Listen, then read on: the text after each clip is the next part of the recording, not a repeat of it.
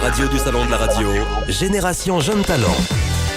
Dans le cadre de Génération Jeune Talent, on est toujours avec Arnaud Annebic avant d'accueillir Benoît Galeret qui fait partie des finalistes des Jeunes Talents de la radio dans la catégorie chroniqueur. Bonjour, je l'accueille déjà. Bonjour Benoît, comment ça va ? Très bien, ravi d'être là. Benoît, on va expliquer à nos auditeurs que tout à l'heure tu ne pourras pas être en direct avec nous puisque tu es sur RTL. Tu es un petit peu antenne, voilà, avec Marc-Olivier Fogiel entre 19h et 20h. C'est ça. Donc on enregistrera ta chronique qu'on diffusera tout à l'heure lors de la cérémonie. Voilà. Donc on te laisse t'immerger dans des ondes positives qui sont les nôtres et surtout celles d'Arnaud Annebic qui va donc nous expliquer ce nouveau principe, ce nouveau concept de mesure d'audience.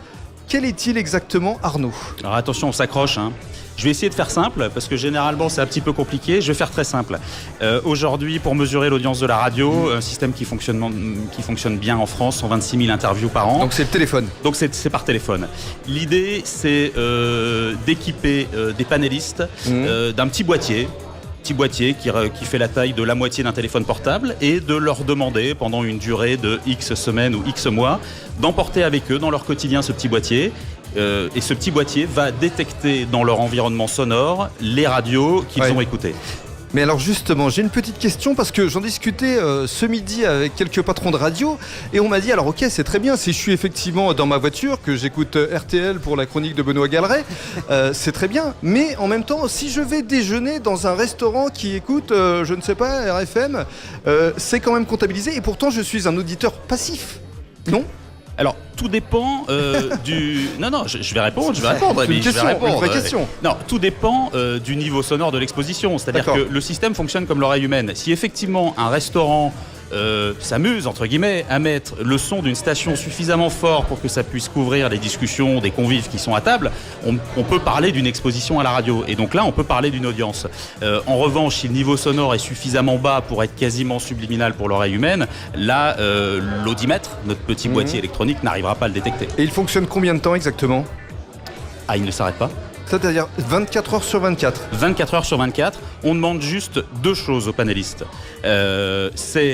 Trois, pardon. On leur demande de le prendre avec eux en permanence. On leur demande de le mettre en charge au moment où ils vont se coucher dans la pièce où ils se couchent. Et on leur demande, quand ils se réveillent, de récupérer le boîtier et de le prendre avec eux pour toute la journée. Et de la confidentialité, forcément, ou pas du tout ? Totale confidentialité, ça n'enregistre rien. Est-ce que vous les payez, vos panélistes, ou pas ? On ne les paye pas, on les défraie. Alors le diable est dans les détails. Pour nous, c'est comme en télévision, c'est comme les panélistes du Mediamat. On les gratifie. L'idée, c'est que être panéliste, c'est pas un métier. On ne cherche pas des professionnels de la mesure d'audience. On cherche des gens, d'ailleurs, au hasard. On va les recruter au hasard dans la population. C'est pas des gens qui se sont déclarés volontaires pour participer à une mesure. Et évidemment, on les défraie. Mais très souvent, c'est assez intéressant, quand on les interroge à la fin de l'expérience, on leur demande évidemment la qualité de l'incentive qu'ils ont pu recevoir, du défraiement, et aucun ne fait ça pour l'argent. Aucun. Tant mieux. Ah, c'est sûr. Alors justement, ce nouveau système, Arnaud, il sera a priori en pratique quand ?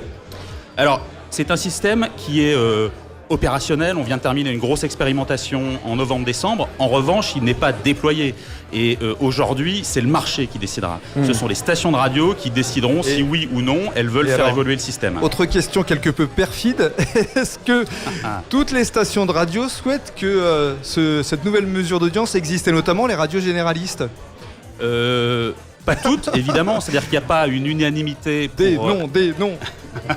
Non, tu n'auras pas de nom. Non, mais simplement, mais de toute façon, il suffit d'ouvrir la presse professionnelle pour voir ceux qui sont favorables et ceux qui ont des craintes. Moi, ce que je tiens à dire, c'est que d'abord, Médiamétrie est une maison commune où toutes les radios s'expriment, où toutes les radios prennent ensemble des décisions pour faire évoluer les systèmes et les mesures d'audience. Aujourd'hui, il n'y a pas une unanimité suffisamment grande pour faire évoluer le système.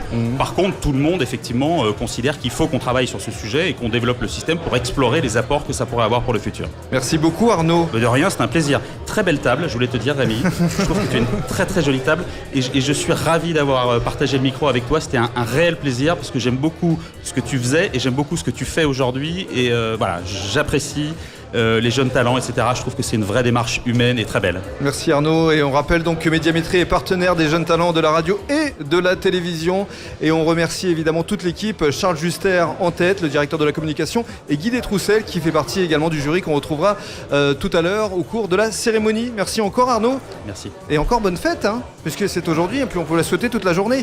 Allez, dans un court instant, ce sera Benoît Galeret qui va vous faire en direct sa chronique, puisqu'il est finaliste dans la catégorie chroniqueur, et vous retrouvez Benoît sur RTL. À tout de suite. Génération Jeune Talent. Génération Jeune Talent. La radio du salon de la radio. Du salon de la radio.